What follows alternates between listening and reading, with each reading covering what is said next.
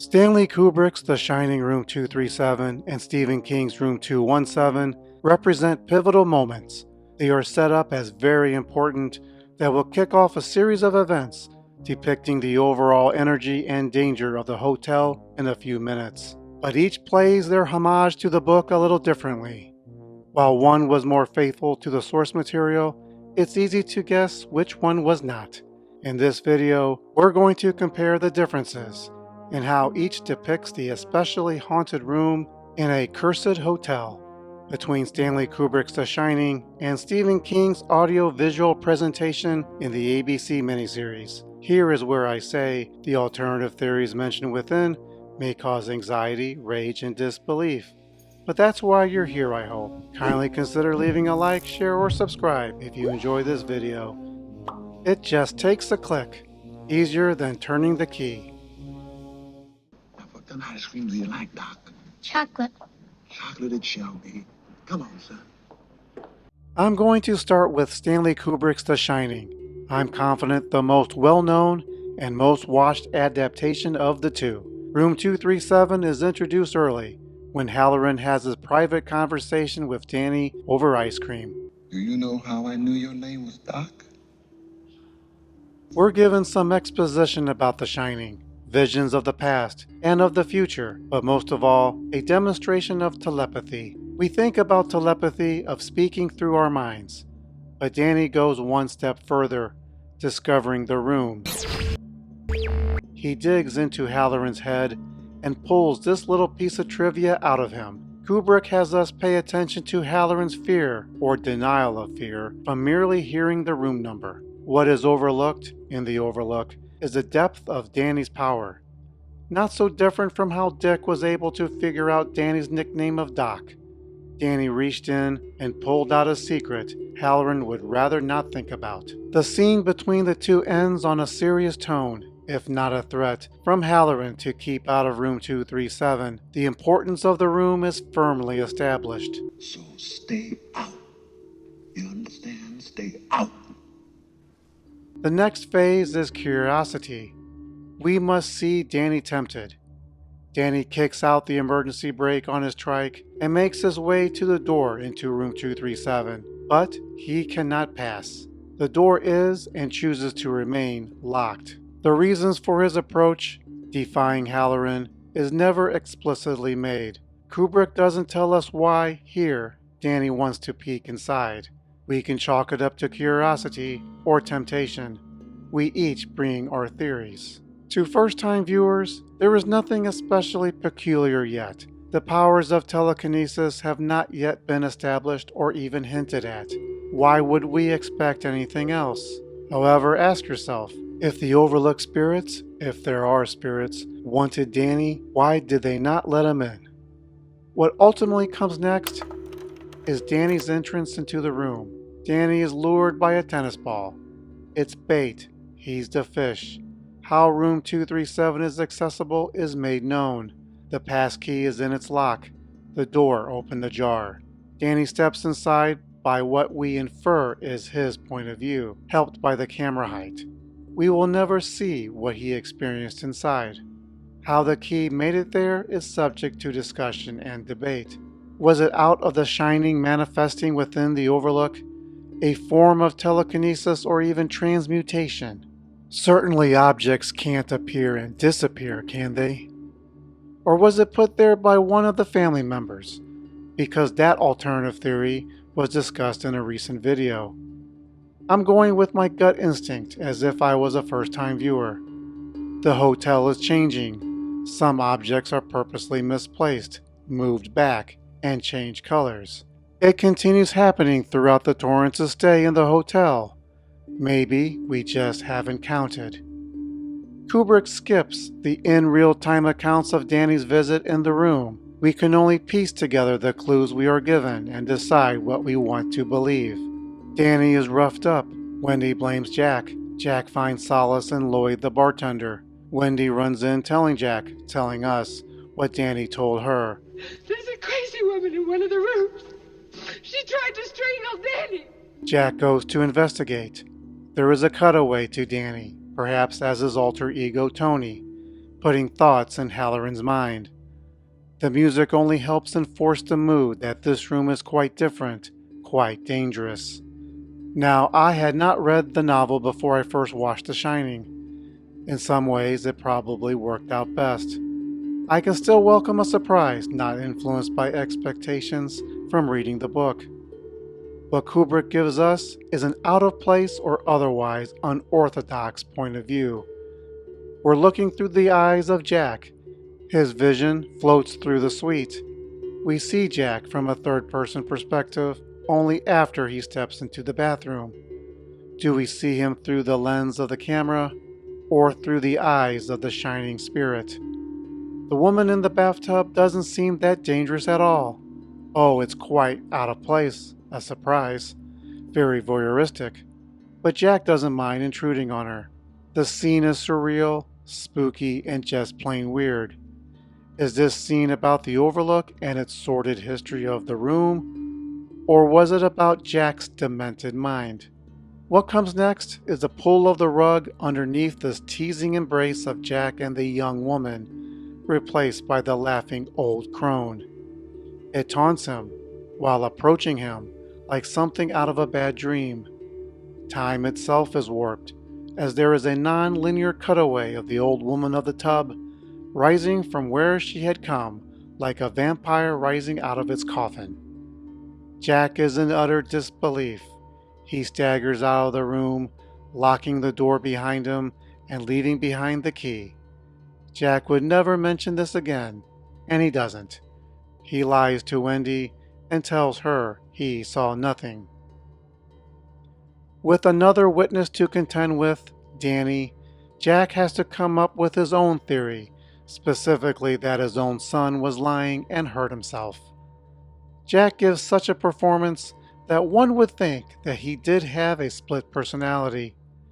Maybe this Jack did not remember or did not see the spirits. Wendy doesn't openly challenge this idea, but suggests whatever the reason, they need to get out of the hotel. Jack's gamble to explain away Danny's abuse backfires. He storms off unhinged and will never act sane again. I've discussed in a recent video theories why Jack would lie to Wendy about room 237. They are consistent with King's novel. He's held back the truth in order to keep his family calm and/or didn't want to threaten his contract with the Overlook. Jack didn't want to take the L. This is also consistent with the miniseries. But unlike other renditions of The Shining that followed, Kubrick offered no lore behind his spirits of room 237. It's just a naked woman. It's two naked women. It's a surreal place where little boys are roughed up and big boys are mind screwed. If you read the book, this is a novel adaptation or interpretation of King's idea. You expected a creepy woman in the bathtub? You get it. The Bible calls it having visions, and the scientists call it precognition. The miniseries is very faithful to the source material. Some events are out of order in comparison. Trivial things are a little different or left out. One thing it didn't change was the room number, 217. Something Kubrick did accommodate for the real-life property owners of the Timberline Lodge, fearing, because of the film, no guest would stay in 217. So Kubrick changed it to the non-existent room 237. However, room 217 is Timberline Lodge's most requested room. Let's examine Watson telling a story during Jack's interview. This is where the miniseries first references The Room. Watson wants to tell something salacious, how Ullman is good at covering up a scandal. He tells Jack about an older woman cheating on her husband, and on a night alone checks out by way of a double-edged razor while laying in a tub of warm water. The miniseries, like the book, never mentioned in dialogue or in print the room where she had stayed. The miniseries offered no mystery and gave us an extreme close-up of the room key. While we can apply this lore to Kubrick, and we shouldn't, it was an early exposition on how things can go horribly wrong at the Overlook. Kubrick's Halloran mentions it. You know, Doc, when something happens, it can leave a trace of itself behind. It's just that King's Watson, no, not this one, was a little bit more straightforward. Shotgun. Both barrel. While Kubrick was metaphysical, King was the literal. The miniseries puts Halloran alone with Danny too. While their conversation is slightly different, they touch on the same topics and tell the same story. Although Danny's demonstration on his powers were a little more on the nose.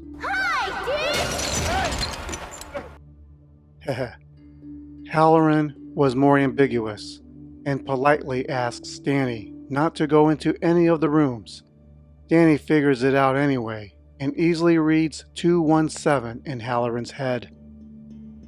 The next phase in King's story is curiosity or temptation.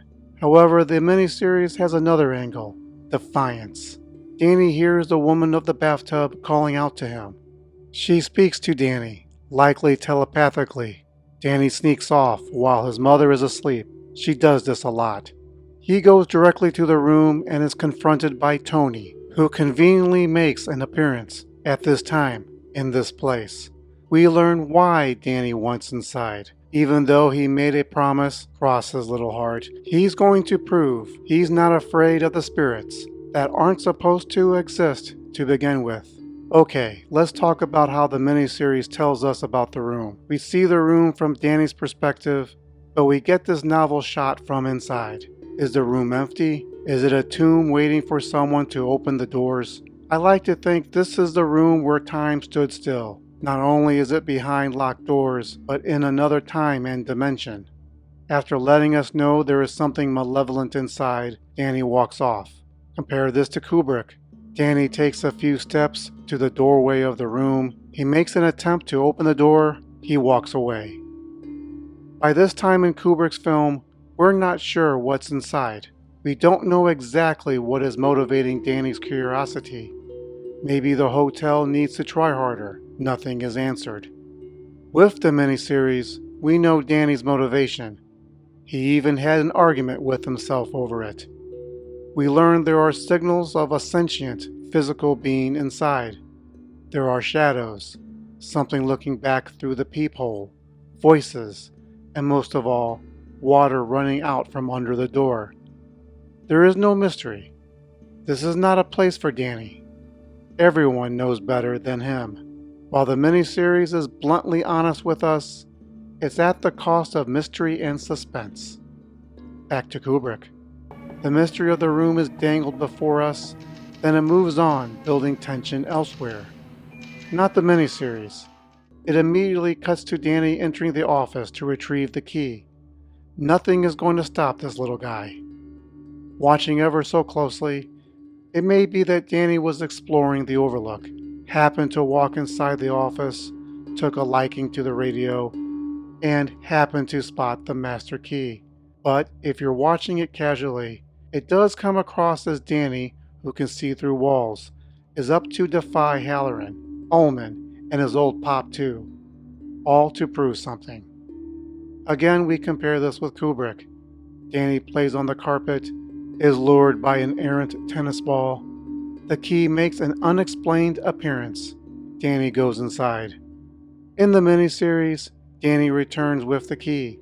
He debates with Tony. Again, the fire hose lunges at him and extrudes black goo.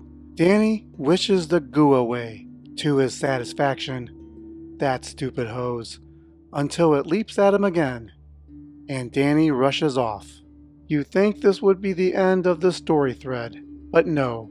To his credit, Danny returns the master key, trying to erase evidence of his curiosity, but Jack catches him. Their father-son moment is a tense one, awkward and tense. Tonally, it's equivalent to the scene which follows Danny's first attempt in Kubrick's film, where Jack and Wendy have a terse conversation. What we see here is a father-son relationship, but we also see another example where Danny, a child, makes a promise to an adult to stay out of the rooms, and we all know he won't, repeating a plot point we already lived through.